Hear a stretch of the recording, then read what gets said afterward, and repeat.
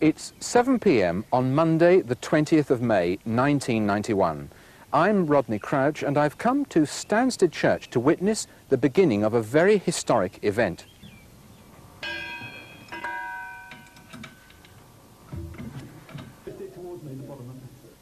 Well, what is going to happen this evening is we're going to take out the oldest bell in the church, which dates from between 1418 and 1440.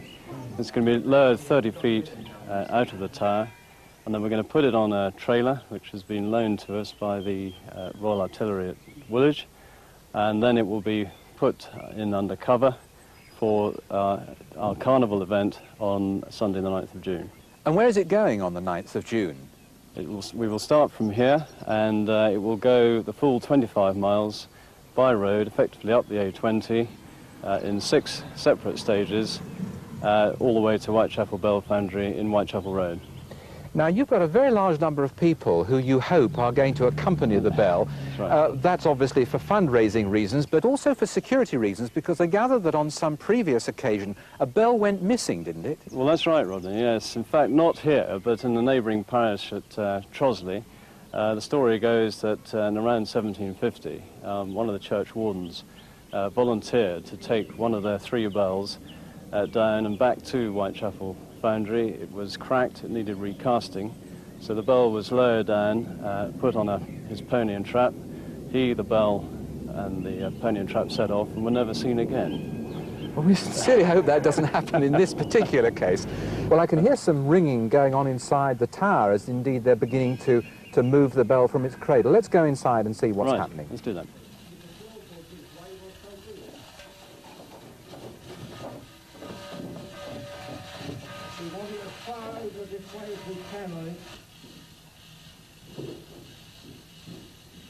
Tom, explain to me, please, what is going to happen to it at Whitechapel?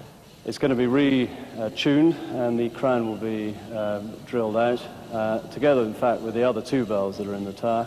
And at the same time, they're going to be casting 3 new bells, so that we will, at the end of the day, have a full 6-bell peal. And what is all that going to cost? About £45,000. But the initiative for this has come from an anonymous benefactor who's pledged £25,000 towards the whole cost. So you need another £20,000. How are you going to raise it? Well, principally through this Bellpool Carnival. I mean, we've got so far 200 walkers. They are all being sponsored in varying amounts, and we hope perhaps that one event will raise perhaps £10,000. Lift his legs up for him. Watch out, Monday. Okay, that's okay. Come on, stop.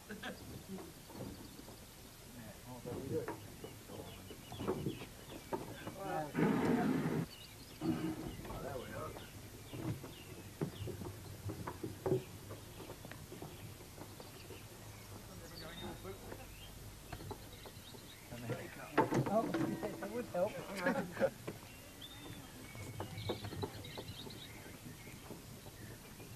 Don't worry, we've got Nick hanging, so... Oh, we'll take a bit of rope on there. Work, yeah.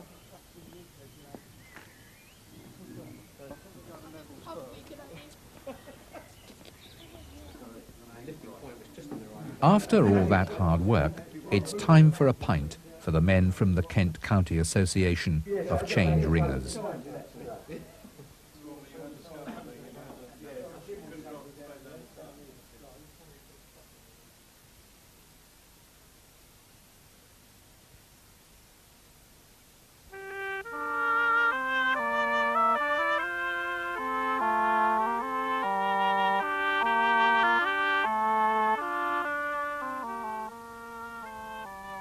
It's now 6 a.m. on Sunday the 9th of June. At that time of the day, 2 people might be called a crowd, but listening to Gordon and Vicky Hunt are gathering their fellow parishioners and friends who will walk with the bell for the first stage of its 25-mile journey.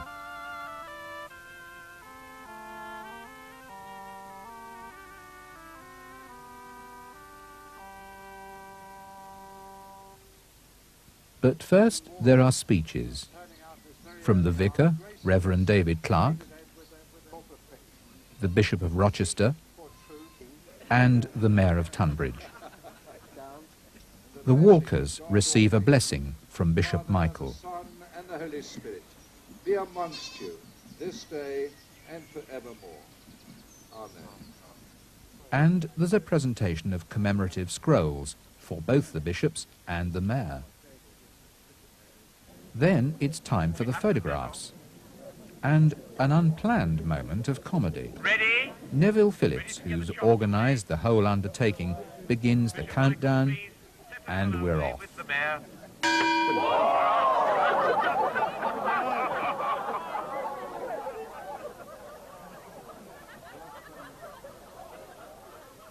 we go.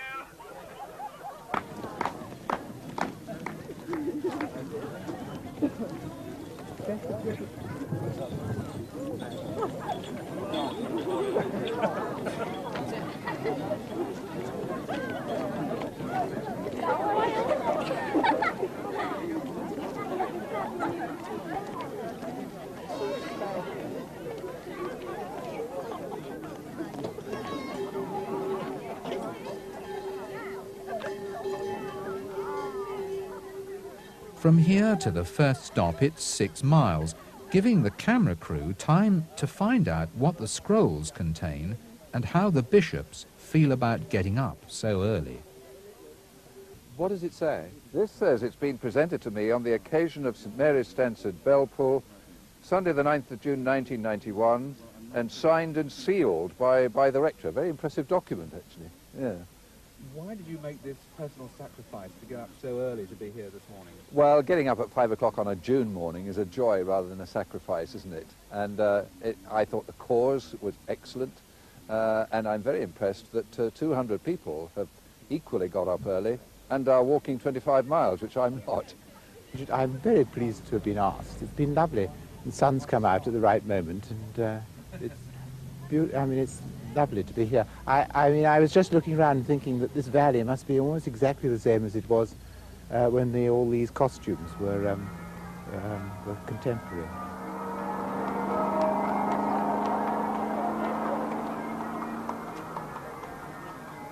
But what's so impressive about today is that this is just an imaginative community exercise, and I guess there are lots of people here who appreciate the bells, and they become a very an important part of village and community life. And so it's not just the immediate churchgoers who are involved in this, but the whole community. And that must be good.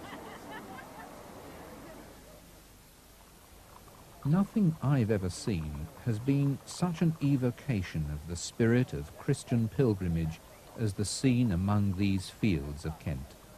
Here, for a moment, is somehow materialized the faith, the commitment and the dedication of generations of believers.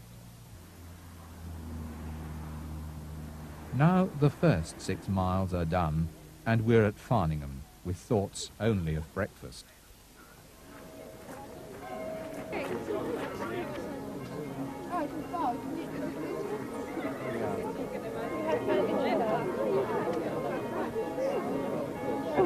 We have some rotten meat from Bucks Fruit. We have, maybe all take to have some Bucks.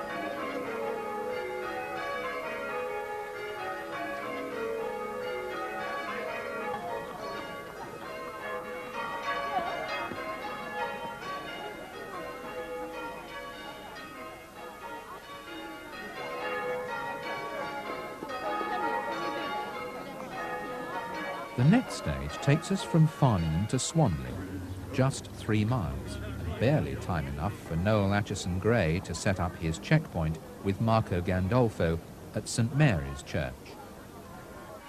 I think it's been a tremendous response from the Stansted parishioners, and everybody has done very well with sponsorship.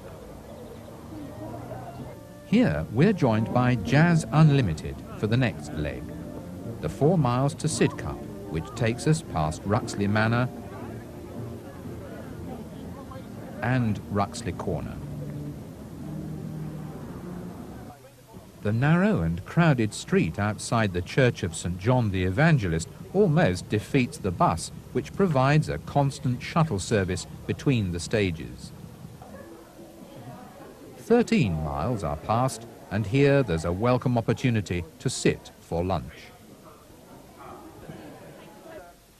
The Mayor of Bexley hasn't had to rise as early as some, but he's in no doubt about the valour of those who have. May I, on behalf of all the people in the borough, welcome you into the London Borough of Bexley.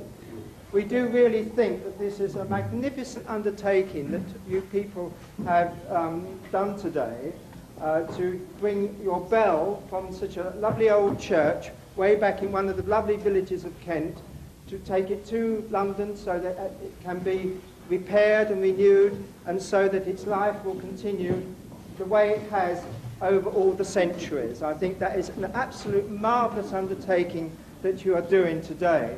Thank you very much indeed. I wish you Godspeed and every success in your endeavour. Thank you very much indeed. The crowd in Greenwich Park will lift it. I think we'll do that if it kills us, you know, that last bit. The next section is going to be difficult. We know that 1 or 2 traffic hazards on the way, and we're well aware of them. Each individual has walked their section so that they're well aware of where we are going, and they're very conscious of the problems that are before them. So that's good from everybody's point of view. But we'll take it slowly and easily and look forward to the next section. On our route so far, we've been the centre of attention from passers-by, but here, not even a frivolous call to the umpire disturbs the tranquility of this match.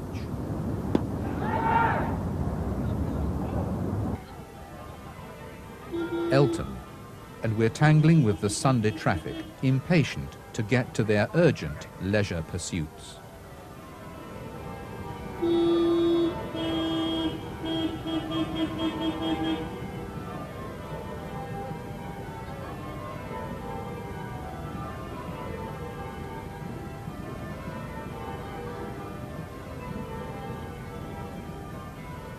The bells of St. John's Church are ringing in our honour at this sub-stage of the route.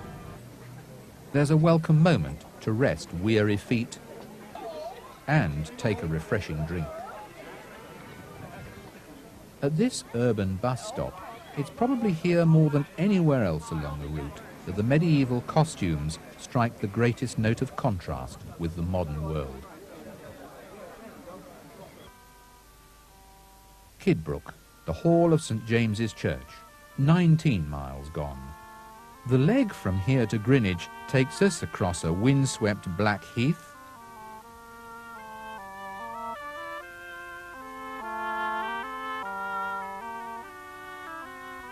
before we plunge down the hillside of Greenwich Park.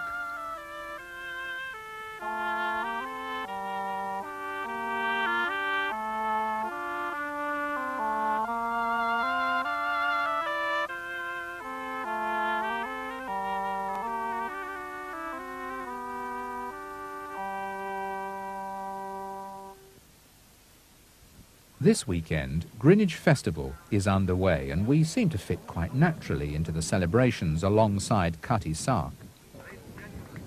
The Mayor of Greenwich has a word or two to say, and then it's time to launch balloons to find a winner for the prize of 1,000 air miles. From here, we can look across the river to the Isle of Dogs, our next port of call. And so it's down and under.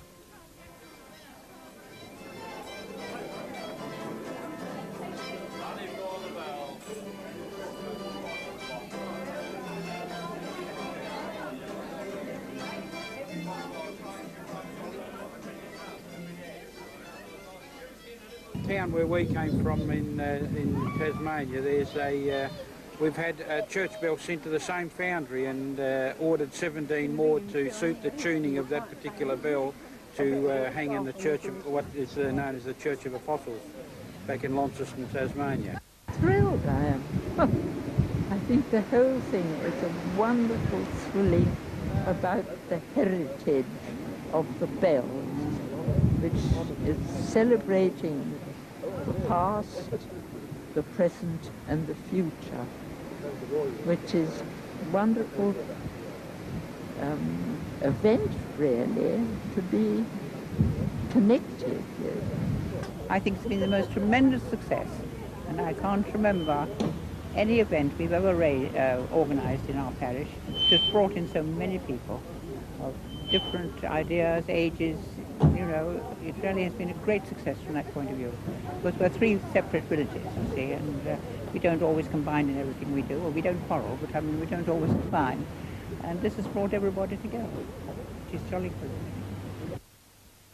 Now, with the Mayor of Tower Hamlets, the end is in sight, or at least it seems closer. But when eventually the head of the column arrives at Whitechapel Foundry, there's a general feeling that it was further than the 3 miles promised in the route details.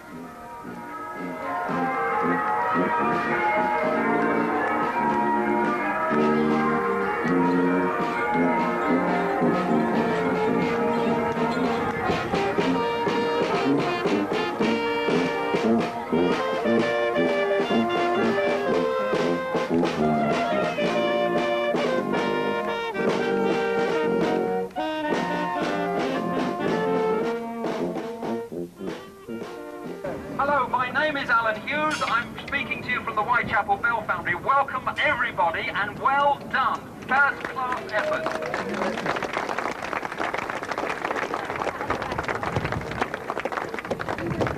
It's lovely to see our bell back again after all these years. You really have looked after it very well. Thank you.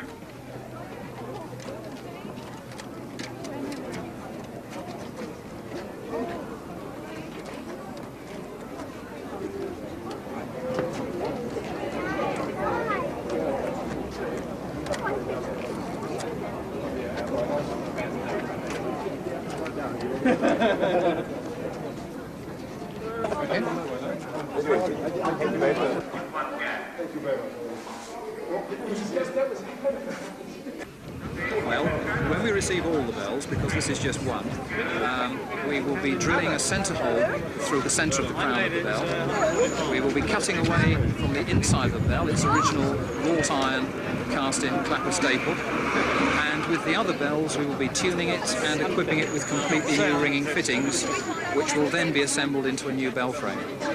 We also have to cast 3 new bells, so that your 3 come back as 6. And how long is all that going to take? Well, the bell has arrived somewhat prematurely. We won't actually be starting on work on it for many months, but we should be starting work seriously on the project early in 1992. And delivery when? Oh, here we are. Oh gosh, I need notice of a question like that. But once you start in 1992, how long would you expect it to take? On a project of this kind, we're usually working on the project for something like 12 to 14 weeks. How often do you have people bringing a bell to you in this fashion? I have worked here for 26 years. My father has worked here for a little over 50 years, and neither of us have ever encountered a squad of people quite as mad as you. And so the bell called John returns to its place of creation, not to be pensioned off, but to be given a new lease of life. In the fullness of time, it will return to St. Mary the Virgin at Stansted, and with others will proudly peal across this timeless valley in Kent. And to all who had a hand in making that possible, we say, well done, and thank you.